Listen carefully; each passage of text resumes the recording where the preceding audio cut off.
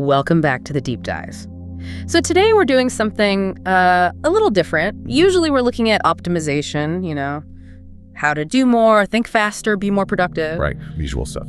But I want to start with a scenario that I think is the dirty little secret of the wellness world. Okay, I'm listening. You've had a week from hell. Your brain feels like a web browser with like 400 tabs open and half of them are frozen. In there. So you get home and you think, okay, I'm going to be a responsible adult. I'm going to meditate. You sit down, close your eyes, you wait for the peace to wash over you, and what actually happens? Total chaos. It's worse than chaos. It's a riot. Suddenly, you're not just thinking, you're obsessing, you're remembering some stupid thing you said in a meeting 5 years ago. Your body starts itching, your heart rate actually goes up. Yeah. It feels like the moment you tried to quiet your mind just decided to scream. And that is the exact point where most people quit. They stand up and they say, I'm just not good at meditation, or my brain's too busy. Oh, I've definitely been there. But the deep dive we are getting into today, and this is based on these fascinating texts on Tibetan Vajrayana practices, it suggests we aren't bad at meditation. No. It suggests the standard advice we get is, well, it's biologically backward.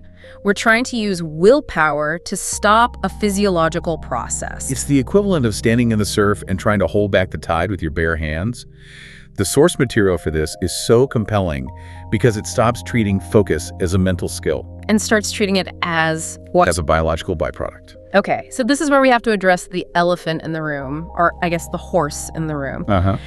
When I first looked at this research, I saw words like ling and sa and chakras, and my skeptical alarm bells just started ringing. I thought we were getting into magic, but you're arguing that this is actually a map of the nervous system. I was skeptical too at first. I really was. But if you strip away the Sanskrit and Tibetan terms and just look at the descriptions, the symptoms, the mechanisms, it is startlingly accurate to modern neuroscience. So lung, which translates to wind. It isn't just mystical air. Yeah. No.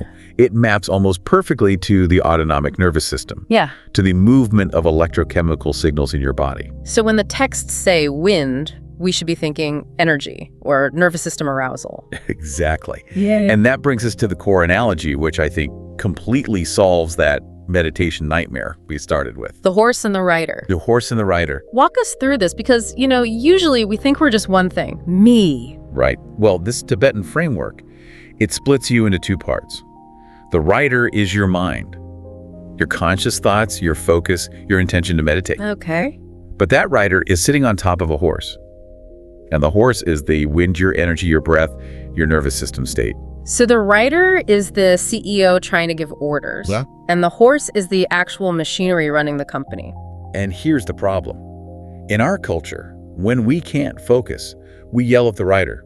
We say, focus harder, stop getting distracted. Why are you so anxious? Exactly. But if the horse, your nervous system, is spooked or bucking or running at a full gallop because you've been drinking caffeine and staring at screens all day, what happens to the rider? The rider is just holding on for dear life. There's no way you can sit still and look dignified if you're on the back of a bucking bronco. Precisely. And that's why the sit down and force your mind to be quiet approach fails every time. You are shouting at a rider who is currently being shaken to death by a wild horse. So the Tibetan solution is? Ignore the rider, forget the mind, tame the horse. And taming the horse in this context, that means the breath, right? The breath is the bridle. If your breath is rough, short, and jagged, the horse is wild. If the breath is smooth, soft, and long, the horse calms down to a trot. And when the horse slows down? The rider automatically stops bouncing. You don't have to try to clear your mind. The mind it clears because the platform it's sitting on has finally stabilized. That makes so much intuitive sense. But let's get into the weeds of this map. If the wind's the horse, it needs a road to run on. And the sources talk about sa channels, which again sounds esoteric, but you're saying this is basically our internal traffic system. Think of sa as the superhighways of the body. There are thousands of them, nerves, blood vessels, all that.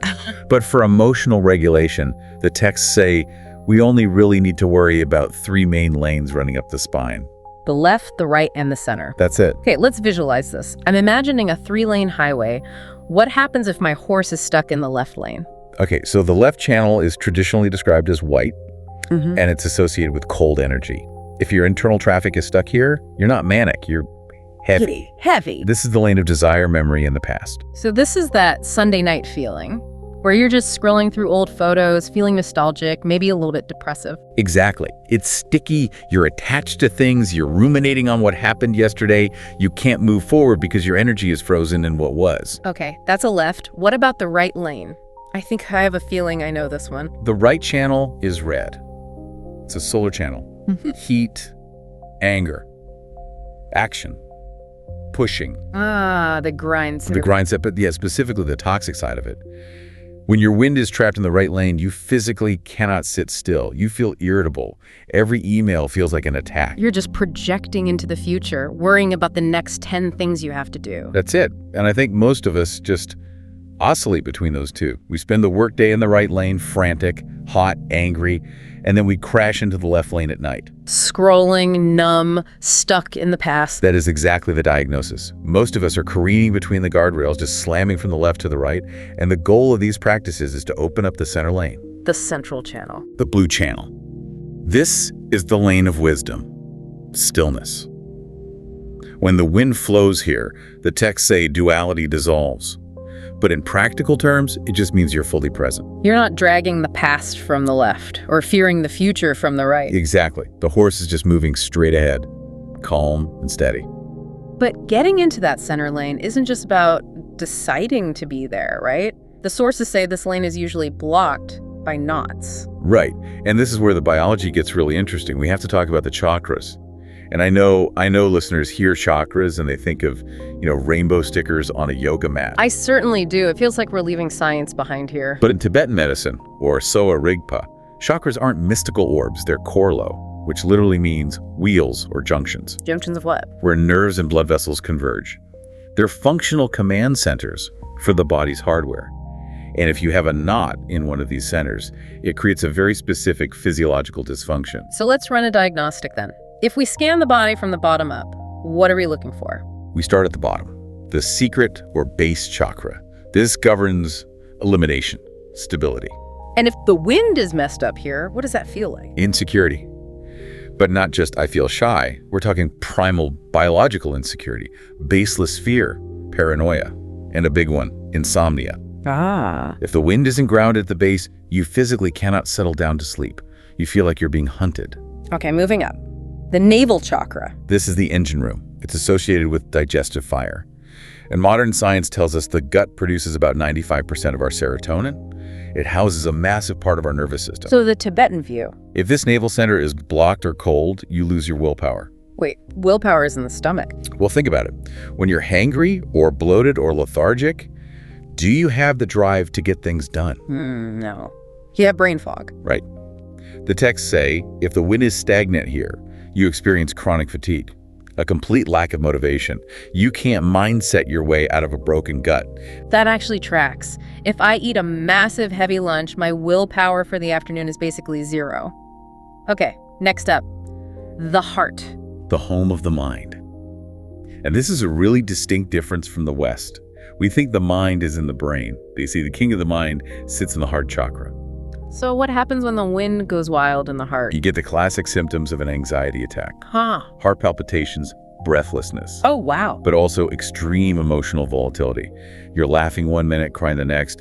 The writer has completely lost control of the emotional reins. And moving up to the throat. Communication, truth. A blockage here feels like that lump in your throat when you can't say what you mean. And finally, the crown, the head. This is where everyone wants to be, right? Enlightenment. Clarity. And this is the single most dangerous trap in the entire system. Dangerous. How can focusing on the head be dangerous? The texts are extremely strict about this. They warn that if you try to push energy to the crown, if you try to force clarity or some high spiritual state, without first stabilizing the base and the navel. The foundation. Right. Without that foundation, you trigger a condition they call floating. Floating sounds kind of pleasant. It's not. It's dissociation. Yeah. You feel dizzy. You feel ungrounded, like you're not really in the room. In extreme cases, people start hallucinating or hearing things. They lose their tether to reality. Wow. The rule is, safety precedes wisdom.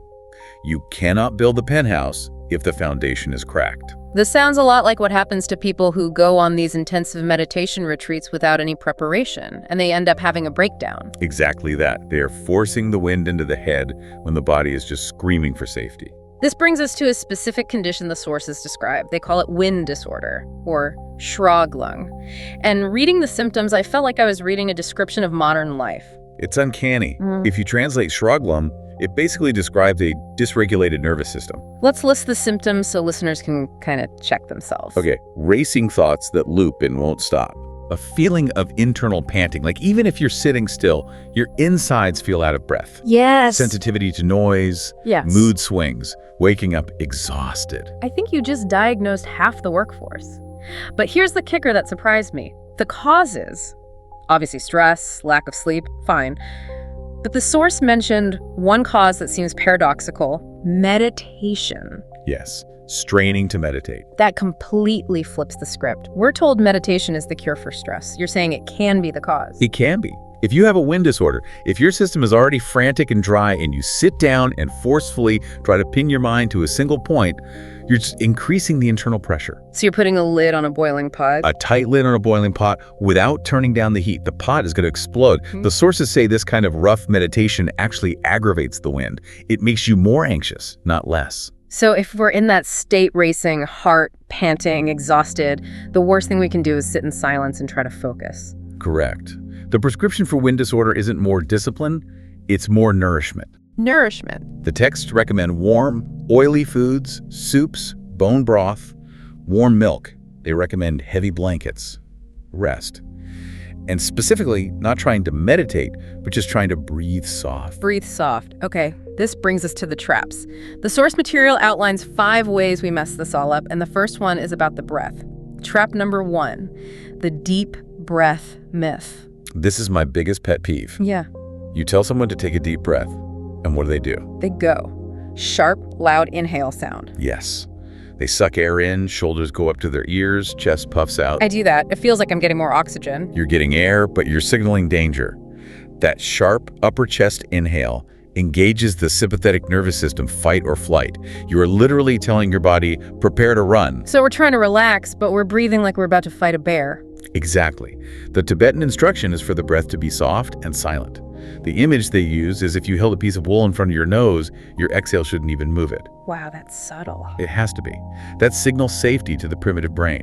Okay, trap number 2 is suppression. Right, pushing the beach ball underwater. We've kind of covered that. It takes way more energy to suppress a thought than to just think it. Trap number 3 is one I hadn't heard of before. Misinterpreting biological signals as spiritual experiences. Oh, this is so common. You start breathing really hard, or you stare at a candle for an hour, and suddenly your hands go numb, or you see flashing lights or feel vibrations. And the ego just goes, wow, I'm ascending. I'm a monk. And the biologist goes, no, you're hyperventilating. You've messed up your oxygen-CO2 balance. The texts call this the wind playing tricks on the mind. It's not a breakthrough. It's a breakdown of the sensory system. Trap number 4, we touched on skipping the base, wanting the high without the ground. And trap number 5 is spiritual ego, thinking you're better than others because you sit on a cushion. Which is just the same old writer wearing a different hat. So we have the diagnosis, we know the traps. Let's get to the solution. The sources outline a 7-day protocol to basically rehab the nervous system. And what I like is that it's not an hour long, it's 10 minutes. It has to be short, it has to be gentle. If you do too much, you aggravate the wind. The whole mantra for this protocol is soft, steady, grounded. Walk us through the mechanics. Step 1 is breath. 3 minutes. The pattern is roughly 4 seconds in, 6 seconds out. And why is the exhale longer? The inhale is the gas pedal, the sympathetic system. The exhale is the brake, the parasympathetic. So by lengthening the exhale, you are physically hacking your vagus nerve to slow the heart rate. But, and this is critical, do not force the count. If you're straining to reach 6 seconds, you've completely defeated the purpose. It has to be effortless. Got it. Step 2, soft focus. The text says panoramic vision. What does that mean, practically? So most of our day is spent in foveal vision. That's sharp focus on a screen on a phone. That hard focus is linked to anxiety and predator detection. Right. Panoramic vision means softening your eyes. Imagine you are trying to see the walls to the far left and far right of you without moving your eyeballs. It's like switching a camera to wide angle. Yes. When you engage your peripheral vision, it sends a direct signal to your brainstem. There are no predators. It is safe to relax. It's a biological off switch for anxiety. You do that for 3 minutes. Step 3, grounding. 2 minutes. Get out of your head. Feel the sensations in your feet. Or the text suggests a technique of slowly clenching and unclenching your hands. And you visualize. What? Visualize the energy draining from your forehead, down your neck, down your spine, and into the earth. You're just draining the excess charge. And finally, step 4, intention. The last 2 minutes. Set a micro goal. Not, I will solve all my life problems, but I will drink a glass of water. I will drink a glass of water, or I will walk the dog. You're building a bridge between this calm state and your active life, so you don't just get up and immediately spike your cortisol again. The sources also throw in some lifestyle adjustments. We talked about warm food, but there's a note here about digestive wind and walking. Right. They suggest walking specifically after meals. In Tibetan medicine, if the wind in the stomach is stagnant, it rises up and causes that brain fog we talked about. Walking keeps the wind moving downward. And the other big one, blue light. It disturbs the headwind. It mimics the sun. If you're blasting your retinas with blue light at 11 p.m., your horse thinks it's noon and is ready to sprint. And you can't sleep if the horse is sprinting. You cannot. You know, it seems like the overarching theme here is it's compassion. But not just be nice to yourself in a greeting card way. It's biological compassion. That's the key takeaway. We treat our bodies like machines that we can just beat into submission. We pull all-nighters, we chug caffeine, stare at screens, and then we're furious when the machine doesn't work perfectly. We're whipping a tired horse and wondering why it won't win the race. Exactly. This entire tradition, this ancient wisdom, is essentially saying, you cannot win the fight against your mind. You can't outthink a dysregulated nervous system. The only winning move is to stop fighting the rider. And start taking care of the horse. And when you do that, when you breathe soft, eat warm, and ground yourself, what happens to the rider? The rider dismounts. The weapons are put down. The anxiety, the anger, the fear, they just drop away because they're no longer being fueled by the body. The home is that central channel. And when the horse is calm, it just walks there naturally. That is a much more hopeful perspective than try harder. It is. And I want to leave the listener with one provocative thought from the source. We often feel guilty when we're anxious. We feel like we're failing spiritually or mentally. Sure. But maybe the answer isn't that you need more mental discipline. Maybe the answer is that you need to stop trying to control your mind entirely. Maybe you just need to eat a sandwich, put on a sweater, and breathe out. Safety precedes wisdom. You cannot have high-level thoughts in an unsafe body. Safety precedes wisdom. I think that's going to stick with me. Thank you for guiding us through this map. It was a pleasure to be here. And to everyone listening, breathe in soft, breathe out long, and treat the horse kindly. We'll see you in the next deep dive.